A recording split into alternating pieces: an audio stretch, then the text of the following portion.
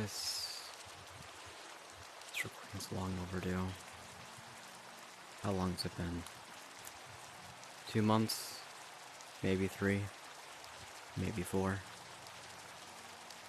I don't know. Point is, I've been needing to make a new installment of this series for a while. It's I didn't think it was gonna get any worse than where it currently was, or what it was before. Now look at me. Shit's fucked 3 ways till Sunday. I've had ups, downs, like, almost every other second. I keep shifting from going up, I'm to feeling good, to down. I don't want to see it on YouTube. Hell, I feel like I'm having left and right now, too. I went from not being able to get myself out of bed to being able to boot up my, console and watch some videos while I finish the sandwich I made this morning. To this. I am now sitting on my bed, recording this for anyone to view.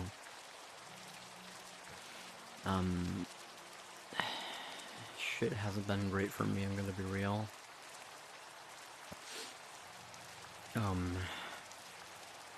Lost a couple friends, this week.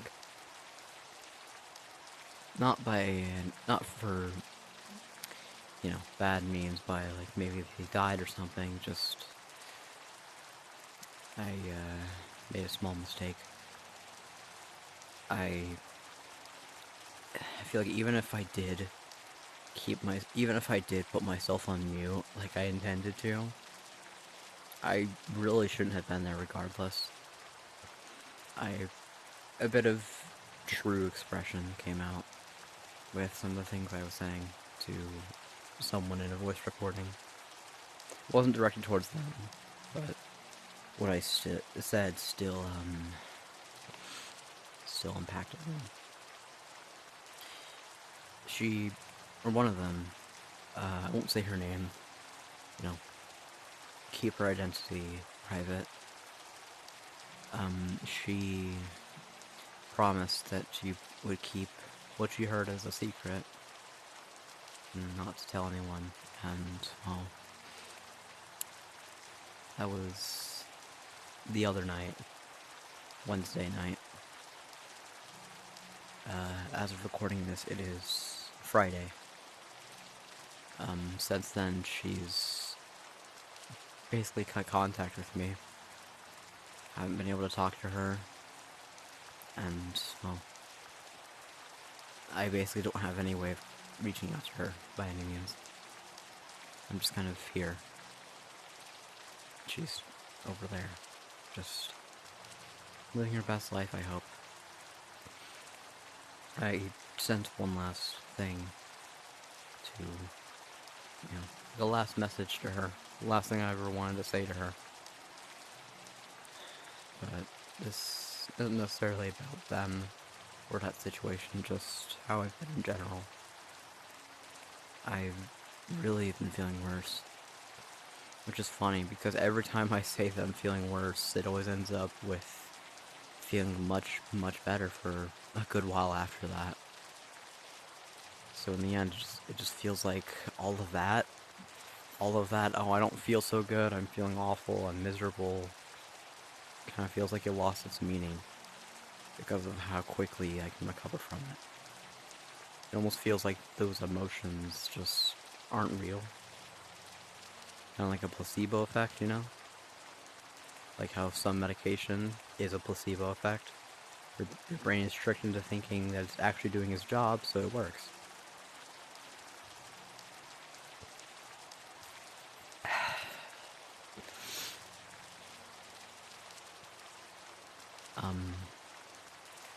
I don't want to have to say this on record, but, you know, judging by what kind of series this is, I think it's only right if I come clean about it. I've had a lot more instances where I've had to stop myself from self-harm, and there's only been 2 times out of all those occurrences that I had to stop myself from taking my own life. I'm glad I... Something I've always said. No matter how bad things get, I'm still able to fight it. I'm still able to keep fighting and living on. Well, the catch to that line, the catch to that saying is the second phrase. I just don't know how much longer it'll stay that way.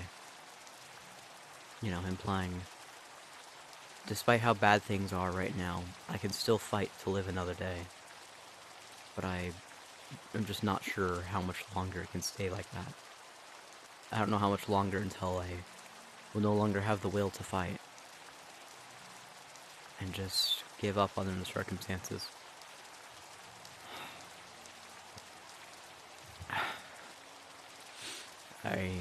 I'm not sick physically, but I feel sick down to my stomach. Hell, today I ended up laying on the bathroom floor because I felt like I needed to throw up, but nothing came out. So, it eventually went from looming over to the fucking toilet, ready to throw up, to just laying on the floor, silent, not even looking at my phone,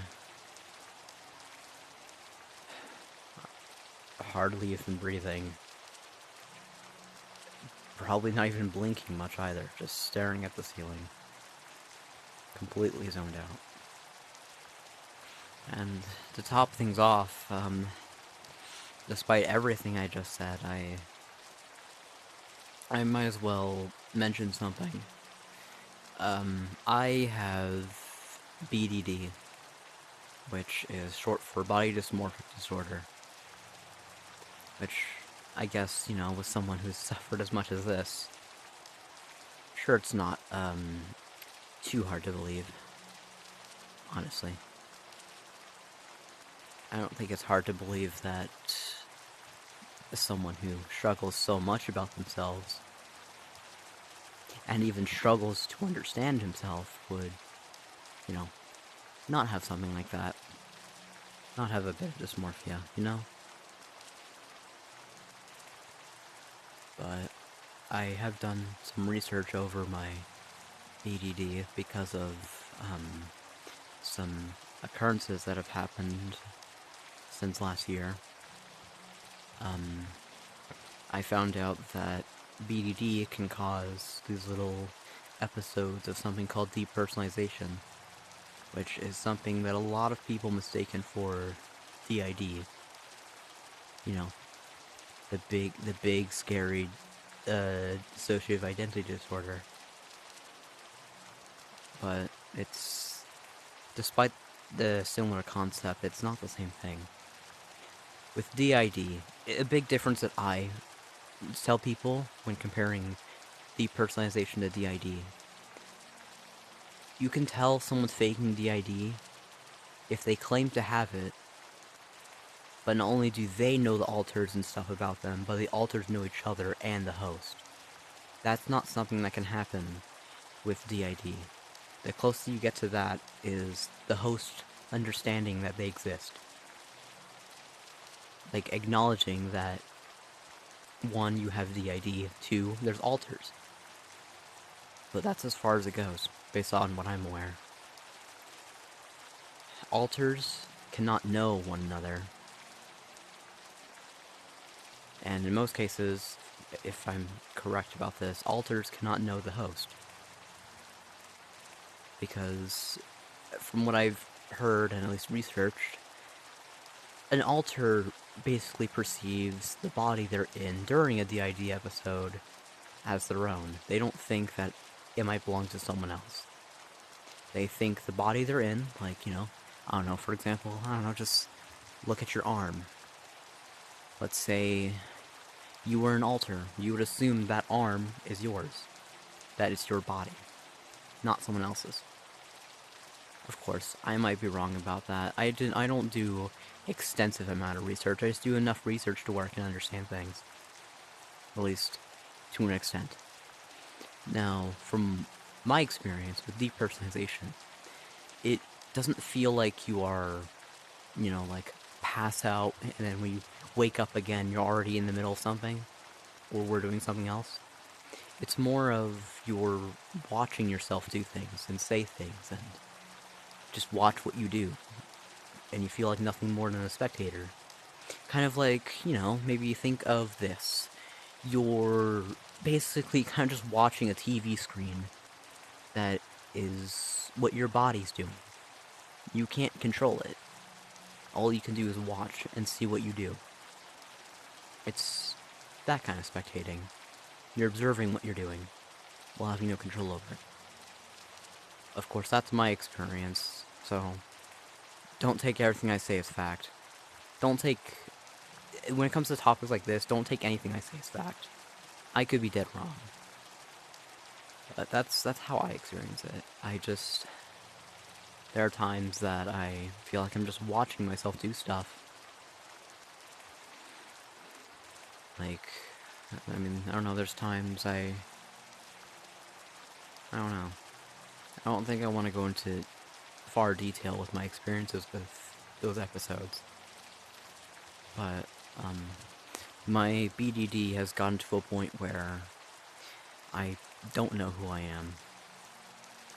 Sure, I know some things that I'm known for, like how I act, like, I'm kind, I try my best to be nice, I'm understanding, I'm empathetic. I'm 5'10", 17, just basic normal things to know about yourself.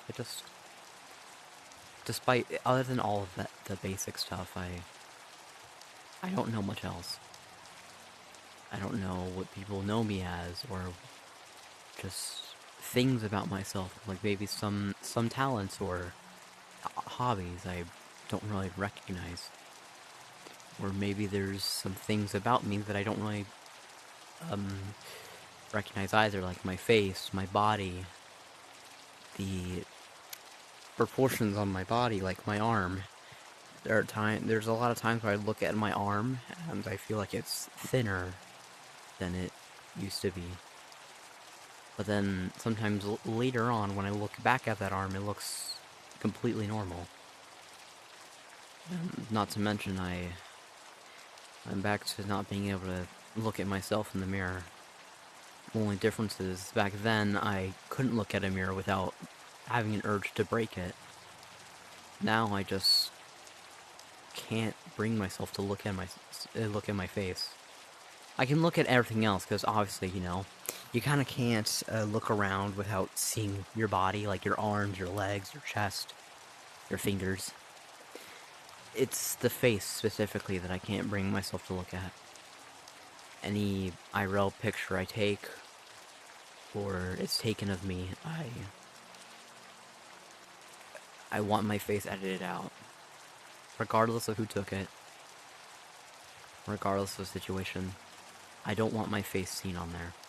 I don't care what else of my body is visible, as long as it's not my face. Because, I'm gonna be honest, I don't know that face. It's hard to believe that this body is mine. And sometimes it's even harder to believe that this is my voice. Because with a voice that can range through so many different things. Like, it can go higher pitched, it can go lower pitched, it can do an accent, and this not is a sorry. Not worry about that. With a voice that can adjust a lot, a very, I guess, flexible vocal range, it's a lot easier to struggle to know which voice is yours. Dios goodness. Yep, takin na. Ja, rekordstart. Please go down. Go do. Go. Nox. Yeah. Appreciate. I'm so sorry. Don't worry about that. It was nothing. And if it was something, I'm not ready to talk about it. Um, I... Yeah, things have just been getting worse for me. I don't know who I am. I don't recognize a lot of things about myself. I've been having so many ups and downs, like, literally every other minute. I say that my mood fluctuates heavily every, like, couple minutes. At the most, like, maybe an hour. I don't feel very motivated to do things. Like, today, if I'm not sitting down or laying down, I'm just in my room. Most of the time, not even doing anything. I'm actually surprised I'm on my VR right now. Because I would have just been laying down, probably staring at my phone, not even doing anything, just staring at the screen. I'm sorry, you heard a notification. I don't know, I don't have a lot of motivation to do things anymore. I'm starting to lose the ability to really consider myself alive or human. Because it feels like all the standard human functions and behavioral systems just aren't working for me. Like, I'm not necessarily living like a human. And while, of course, I'm very understanding how life is the yin and the yang, it's a true example of the yin-yang theory. There's no good without the bad, no bad without the good. Humans, actually all life, follows the yin-yang theory. We are beings of balance. We experience the good, we experience the bad. They coexist. To take away one is basically to take away the other. You can't separate them. Because if you live with only one, like let's say you only live with the good, you're not living, because there's no other side to help balance those feelings and those experiences. And if you're only living with the bad, same thing vice versa. Even though a lot of people, especially when they're down in the dumps like how I am, mostly worse, they think that there is no good in their life, that they're only experiencing the bad. But even just the smallest little moments, the small details of something that isn't bad, like maybe someone says hi or compliments something about you, like your hair, your voice, your kindness, even just the simplest thank you or social interaction. That's still a good thing. Because, there's not really any way to negatively compliment someone. Compliment is supposed to be good. If you're thinking of a negative compliment, that'd be an insult. Yeah, it's okay.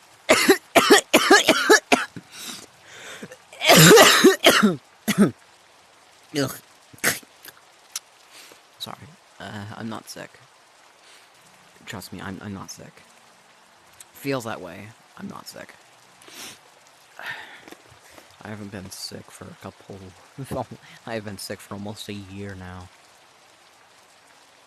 At least physically. Mentally, I'm so fucking ill. But that's just how I see it. I don't think there's much else I can say here right now, because it honestly feels like I'm just repeating myself, so I'll save you the hassle, and I'll just end it here. If there's anything else I need to say, I can say it for the next episode whenever that happens. Speaking of which, I actually don't know what episode I'm on right here. Is this the 17th one? The 18th? I don't know. I'd have to look after we upload this. Or I mean sorry. I'm not, I'm gonna go. Appreciate fuel shot. Noxa.